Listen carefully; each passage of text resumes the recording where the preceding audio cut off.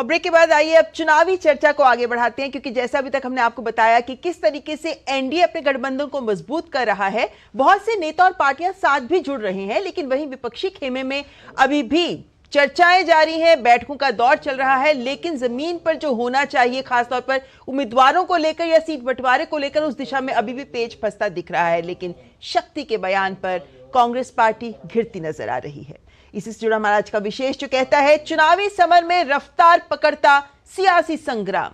चर्चा के लिए हमारे साथ जुड़े हैं टॉम वडक्कन जो भाजपा के प्रवक्ता हैं, साथ ही हर्षप्रीत खादियाल जो कांग्रेस के प्रवक्ता हैं, और के विक्रम राव जी भी हमारे साथ जुड़े हैं जो वरिष्ठ पत्रकार हैं। हमारे सभी मेहमानों का हम स्वागत करते हैं। हर्षप्रीत जी, आपसे शुरुआत करती हूं। हम विपक्ष को हमेशा मौका देते हैं कि आप अपनी बात को सबसे पहले सामने रखें, इसीलिए आपसे शुरुआत करते हुए, आज राहुल गांधी ने जब कार्य समिति में अपनी बात रखी तो इस बात को सामने रखा कि जो हम 5 न्याय की बात कर रहे हैं, हम इसको लेकर जनता के बीच जाएंगे, जनता से जुड़े मुद्दों को हम उठाएंगे और उस पर हम प्रचार करेंगे। लेकिन इसको विडंबना मानेगी क्या कांग्रेस की, जब भी कुछ बेहतर होने वाला होता है राहुल अपने बयान से सब किए कराए पर पानी फेर देते हैं। जब भारत जोड़ो यात्रा हुई थी तब कैम्ब्रिज में उन्होंने बयान दिया, उससे कितना सियासी बवाल हुआ। उसके बाद इस बार भी 63 दिन की भारत जोड़ो न्याय यात्रा खत्म करने के बाद जब मुंबई पहुंचे तो ये बयान दे दिया जिस पर अब सियासी संग्राम है, शक्ति का बयान। क्यों करते हैं राहुल गांधी ऐसा? देखिए, ऐसा है, पहली बात तो राहुल गांधी जी जो वादा लोगों को करते हैं उस वादे को डिलीवर करते हैं। भारतीय जनता पार्टी की तरह हम जुमले नहीं देते हैं देश को। 15 लाख देंगे जी, 2 करोड़ जॉब्स देंगे जी, डबल करेंगे जी फार्मर्स इनकम, दाल का, दूध का, दही का, पनीर का, डीजल का, पेट्रोल का रेट कम करेंगे। हम ऐसे जुमले भारतीय जनता पार्टी की तरह नहीं देते। मेरा तो भारतीय जनता पार्टी को मुबारकबाद कहने का दिल है कि 6वीं विजिट थी मोदी साहब की केरला में 3 महीनों में, और 7वीं विजिट थी तमिलनाडु में मोदी साहब की। इतनी तो पिछले 10 सालों में विजिट्स नहीं देखी प्रधानमंत्री साहब की। और पलक्कड़ में ना वो जब रैली कर रहे थे, रोड शो कर रहे थे इंस्टेड, तो ओपन रूफ गाड़ी में से निकले हुए थे मोदी साहब और फूलों की बौछार हो रही थी, गाड़ी में भी फूल ही फूल लगे हुए थे। और दूसरी तरफ जो लोग हैं उनके सर पे छत नहीं है और मोदी साहब ओपन रूफ वाली गाड़ी में से निकल रहे थे। और दूसरा, लोगों की जिंदगियां मुरझाई हुई हैं और ये चाह रहे हैं कि हमारा कमल का फूल खिल जाए, लोगों की मुरझाई हुई जिंदगियां चाहे वैसी की वैसी रह जाए। तो ये भारतीय जनता पार्टी का जो पॉलिटिक्स ऑफ कन्वीनियंस है, ये हमें समझ नहीं आता है। और दूसरी बात ये है कि ये मिशन 400 में ना, 400 में 0 एक एक्स्ट्रा लगा लिए इन्होंने। वो मिशन 40 होना चाहिए, क्योंकि भारतीय जनता पार्टी की सरकार के 40 प्लस ब्लंडर्स और फेलियर्स हैं। दूसरा, मैं भारतीय जनता पार्टी को पूछूंगा कि इतनी अटेंशन आपने साउथ को 10 सालों में तो दी नहीं। जब साइक्लोन आया था तब तो तमिलनाडु में आप एक दफा भी आए नहीं थे। आपको याद होगा साइक्लोन मेशॉग आया था दिसंबर 2023 में, क्या एक दफा भी मोदी साहब तब आए? लोगों को पूछा चलिए हर्षप्रीत जी, अब मैं बोल सकती हूं, परिवार कैसा है? एक दफा, last 10 seconds please, just 10 seconds. तो एक दफा भी तब मोदी साहब ने ना तो पूछना ठीक समझा, ना आना ठीक समझा। स्टेट बार बार रिक्वेस्ट करता रहा, बार बार पैसे की मांग करता रहा कि लोगों के परिवार उजड़ गए, लोगों के घर उजड़ गए, लेकिन एक दफा भारतीय जनता पार्टी ने सुनने की, आने की कोशिश की नहीं। और दूसरी बात, ये कह रहे हैं जब सलेम की बात हुई तो मैं उम्मीद करूंगा कि जब मोदी साहब सलेम जा रहे थे तो उन्होंने देखा होगा कि कितनी फैक्ट्रीज शटडाउन हो गई है, कितने सारे वर्कर्स डिस्प्लेस हो चुके हैं, अपनी नौकरी गंवा चुके हैं। और ये भी देखा होगा कि भारतीय जनता पार्टी की सरकार ऑपोजिशन रूल्ड स्टेट्स के साथ कितना वितकरा, कितनी डिस्क्रिमिनेशन और बायस बिहेवियर करती है, और कैसे ऑपोजिशन रूल्ड स्टेट्स। अश्वित जी, मैंने आपको बहुत टाइम दिया, आपने अपनी बात रखी, मैंने आपको बीच में बिल्कुल नहीं रोका, लेकिन यहाँ पर अब मैं आपसे एक शिकायत तो जरूर करूंगी कि चुनाव प्रचार तो मैदान में होना है ना, जनता के सामने होना है। यहाँ आप बीजेपी से क्या बोलना चाहते हो वो बोलने का ये मंच नहीं है ना। यहाँ अगर हम कुछ सवाल कर रहे हैं तो उसका जवाब तो बनता है। आप 10 बात अपने रखिए, 11वीं बात में तो हमारे सवाल का जवाब दीजिए ना। मैंने आपका जवाब चलिए, आज एक सवाल जिसको अगर आप सीधा जवाब दे सके। चलिए, पहली लाइन ही मेरा जवाब था, आपने जवाब उसको नहीं मानना है, बोला नहीं वो जवाब था नहीं। लेकिन अब मैं जो सवाल पूछ रहा हूं, बस 2 लाइंस में आप उसका जवाब जरूर दीजिएगा कि आपने जो 5 न्याय 25 गारंटी सामने रखी है, आपके विपक्षी गठबंधन में कितने लोग आपके साथ एकजुट हैं इन गारंटियों को लेकर, क्योंकि मंच पर तो सब एक साथ नजर नहीं आते। मैं देता हूं जवाब। देखिए, सारे का सारा इंडिया गठजोड़ इकट्ठा था, इकट्ठा है, इकट्ठा रहेगा। वो भारतीय जनता पार्टी के डब्बे हैं जो टूट रहे हैं, डबल इंजन के, AIADMK, JJP, समता पार्टी, SED संयुक्त, नॉट इंडिया अलायंस। नंबर 2, जहां तक बात है गारंटीज की, भारतीय जनता पार्टी को मैं कहूंगा कि नई गारंटियां देने की जरूरत नहीं है। 2014 वाला मैनिफेस्टो उठा करके डाल दीजिए, क्योंकि काम तो आपने वैसे भी कोई डिलीवर किया नहीं है। और तीसरा, मैं भारतीय जनता पार्टी की सरकार को एक ही चीज कहूंगा, जो इलेक्टोरल बॉन्ड्स का खुलासा हुआ है, आप पुनः अपनी ही बात रख रहे हैं कि मैं बीजेपी को ये कहूंगा, बीजेपी को ये कहूंगा, लेकिन अर्शप्रीत जी, चलिए, अब मुझसे दूसरे लोग शिकायत जरूर करेंगे कि सबसे ज्यादा आप ही लोगों को टाइम क्यों दिया जाता है, लेकिन समस्या वही है, हमें हमारा जवाब ही नहीं मिलता। लेकिन खैर छोड़िए, मैं आगे बढ़ती हूँ। टॉम वडक्कन जी, टॉम वडक्कन जी, आपके पास आना चाहूंगी। बीजेपी हम देख रहे हैं कि जमीन पे उतरकर जबरदस्त प्रचार कर रही है, उम्मीदवारों की लिस्ट एक के बाद एक फाइनल हो रही है, उम्मीदवार पहले ही चुनाव प्रचार में भी पहुंच गए हैं, और ये एक फर्क हमें विपक्षी खेमे में और एनडीए में नजर आ भी रहा है। लेकिन आज भी जैसे मनसे को लेकर भी ये बात उठ रही है कि हो सकता है मनसे भी साथ जुड़ जाए, वही हम देख रहे हैं और दलों के भी विधायक हैं, दूसरे नेता हैं, उनके लिए भी बीजेपी के दरवाजे खुले हुए हैं। ऐसे में एक सवाल मैं जरूर आपसे जानना चाहूंगी टॉम वडक्कन जी, कि ऐसा क्यों है, कि क्या संदेश देना चाहती है बीजेपी छोटे छोटे दलों को साथ कर या अन्य पार्टियों के नेताओं को साथ लाकर? ये जो वन वे ट्रैफिक वाली एक सड़क बन गई है बीजेपी के लिए, इसके माध्यम से क्या संदेश, क्या संकेत? क्योंकि इतनी बड़ी पार्टी, इतने सारे नेता हैं आपके पास, क्यों जरूरत है छोटे छोटे दलों को साधने की? इसका सब जवाब दूंगा मैं, लेकिन मैं कांग्रेस के ये सज्जन को समझाता हूं, ये पहले शब्द अगर सीखें, सैलम जो तमिलनाडु में है वो सलीम नहीं है। पहले तो आप समझिए कि आपको एक सदर्न स्टेट का एक डिस्ट्रिक्ट को आप सलीम कहने लग गया, तो आप सलेम नहीं, सैलम है, वो सैलम है। चलिए आगे बढ़िए। ये जो वन वे रोड ट्रैफिक बता रहे, ये हिंदुस्तान है, जो डेमोक्रेटिक प्रोसेस में अगर हमारे नेतृत्व में विश्वास है जनता जनार्दन को, एवरीबडी इज वेलकम। और फिर ये चैलेंज करेंगे कि हमारा वो क्या कहते हैं, वॉशिंग मशीन है और हम हर आदमी को लेते हैं और उनका कोई भी केस विड्रॉन नहीं है। मैं एडवांस वार्निंग दे रहा हूं, ये आर्ग्यूमेंट जो आएंगे कि ये भाई इनके खिलाफ केस है, ये है, वो है, पॉइंट ये है कि कोई केस विड्रॉ नहीं होता है। तीसरा पॉइंट, अगर इन्होंने केरल की विषय में बात किया, केरल के बारे में ये क्या जानते हैं? वहां 6 महीने हुआ, तनख्वाह नहीं मिला, पेंशन्स नहीं मिल रहे हैं। ये स्थिति है इनका इंडिया अलायंस पर। अच्छा, दूसरी बात, एक और इन्होंने ये किया कि हर बात जो राहुल गांधी कहते हैं उसका गारंटी है। मैं पूछने चाहता हूं कि ये शक्ति के खिलाफ जो अभियान है, ये भी क्या इनका गारंटी का भाग है? क्योंकि इनको आप अभी सुन लीजिएगा, इन्होंने कहा कि जो राहुल गांधी कहते हैं वो गारंटी है जी। तो मैं ये पूछने चाहता हूं कि भाई ये भी गारंटी, एक सिविलाइजेशनल बैटल हो रहा है ये, और सिविलाइजेशन बैटल कहां से शुरू है? इंडस वैली सिविलाइजेशन से। वहां के सनातन धर्म शुरुआत वहीं से है। ये द्राविडियन कल्चर कहिए, आर्यन कल्चर कहिए, हिस्ट्री सीखिए पहले और फिर तर्क के लिए आइए।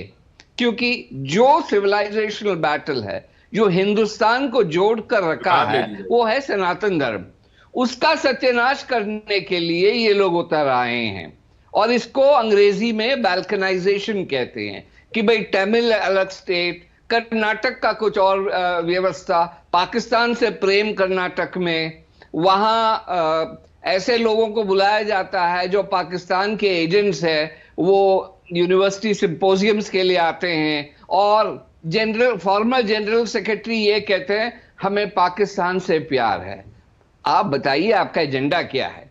इलेक्शन तो आते रहता है, लेकिन आप अगर डीएमके की पॉलिसीज फॉलो कर सकते हो, सनातन धर्म का सत्यानाश करते हो, तो आपका अस्तित्व क्या है? हिंदुस्तान ये पूछना चाहता है। इससे पहले कि मैं अर्शप्रीत जी के पास जाऊं, इस वक्त जवाब ले लीजिएगा।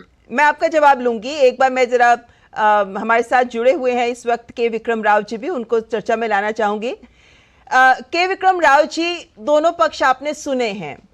जब भी चुनावी माहौल गर्मा रहा होता है तब उम्मीद ये की जाती है कि सभी दल जनता से जुड़े मुद्दों पर बात करेंगे, अपने किए हुए काम को सामने रखेंगे और अपना रोड मैप आने वाले 5 सालों के लिए क्या होगा इसकी भी बात करेंगे। लेकिन इस वक्त जो चर्चा, जिस तरीके से चुनाव का प्रचार आगे बढ़ रहा है, क्या लगता है आपको कि आम जन कैसे, इस आम जन के सरोकार इसमें से कैसे जुड़ पाएंगे? ये जो नैरेटिव अभी बन रहा है, ये नैरेटिव किस दिशा में जाता नजर आ रहा है आपको? ममता जी, आपने जो कहा उसी बात को तथ्यात्मक रूप से पेश करना चाहूंगा, क्योंकि कोई यहाँ प्रोपेगेंडा नहीं होना चाहिए, आपके श्रोताओं को विश्लेषण देना चाहिए।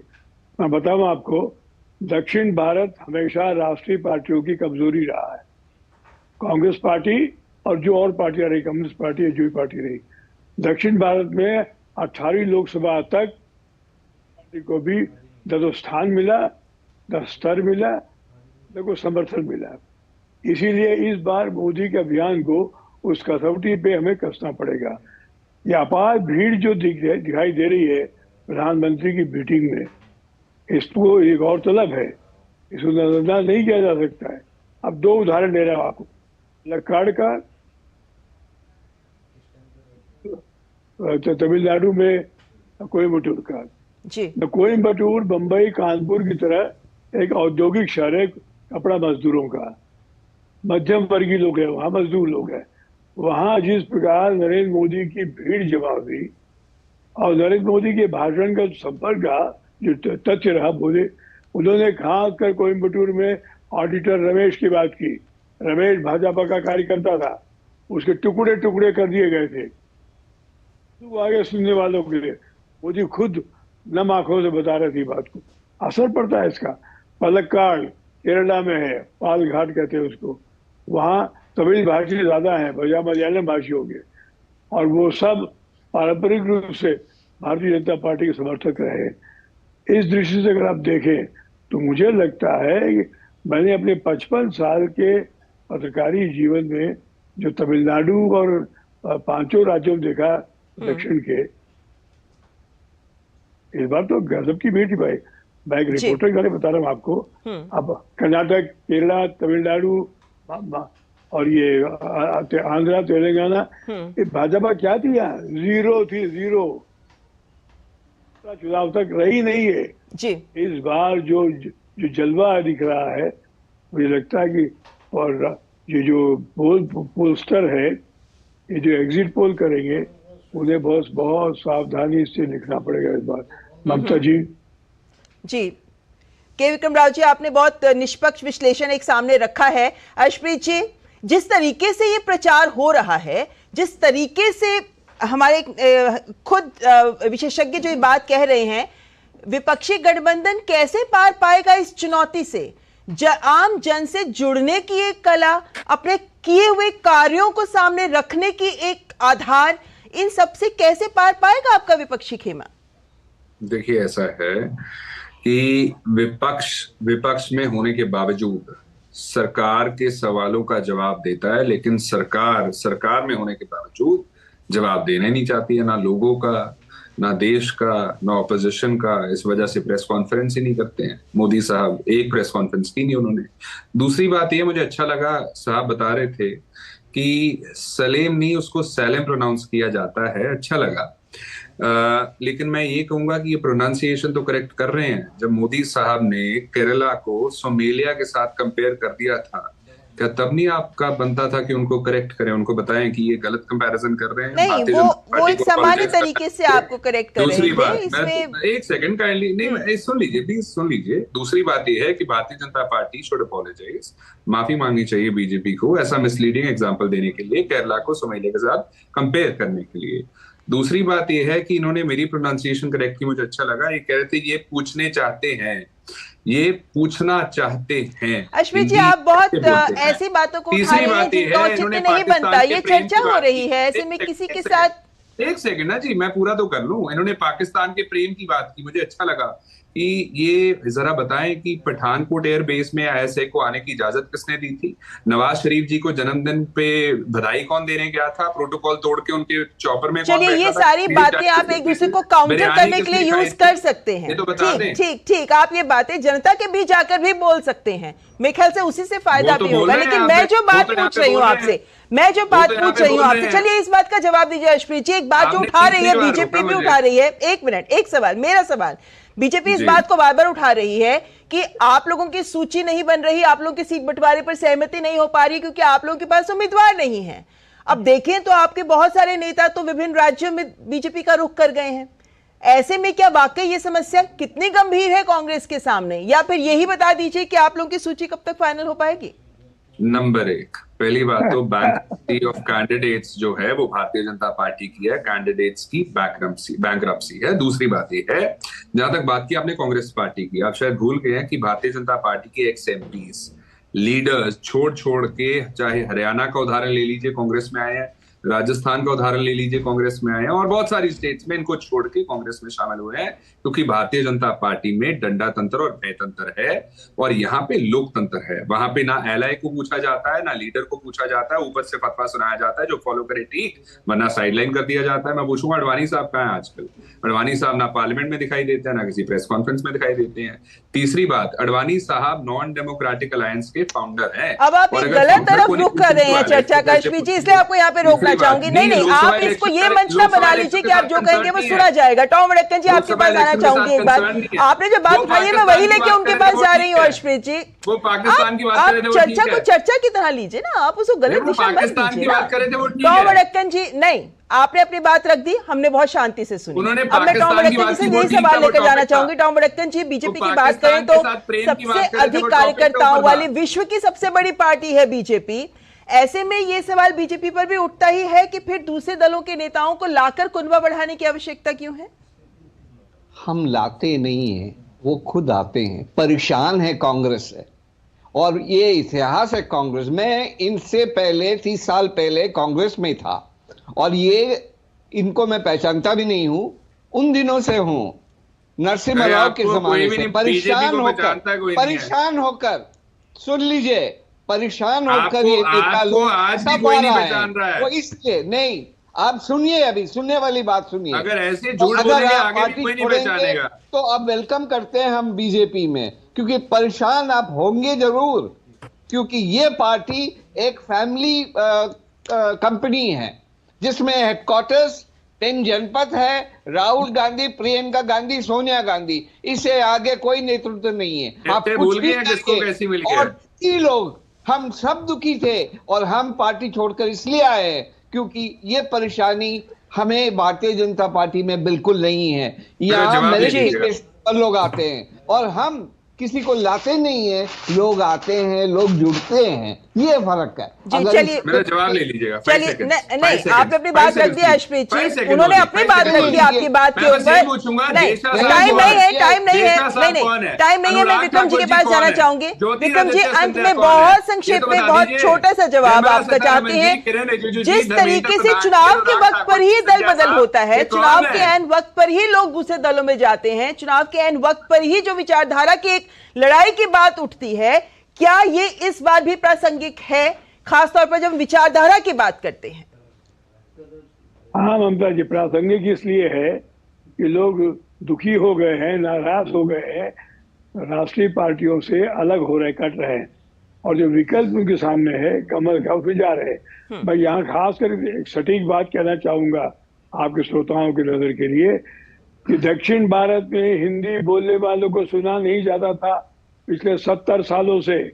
मैं इसका खुद साक्षी हूँ, मेरी मातृभाषा तेलुगु है, लखनऊ में हूँ। ममता जी, इस बार नरेंद्र दामोदर दास मोदी हिंदी में बोल रहे हैं, लोग ताली बजा रहे हैं, हाथ उठा के स्वागत कर रहे हैं। ये एक गौरतलब बात है, इसे देखना चाहिए। भाषा के बारे में विरोध घटाया है, अगर आज नरेंद्र मोदी को याद करेगा भारतीय इतिहास, इसीलिए कि उन्हें हिंदी का प्रचार किया है हिंदी भाषी दक्षिण भारत में। इतनी बड़ी चीज है, हर हिंदी सेवक को तारीफ करनी चाहिए। क्या हमारी भाषा आज दक्षिण में विरोध के काबिल नहीं रही? लोग प्यार करते हैं उनसे।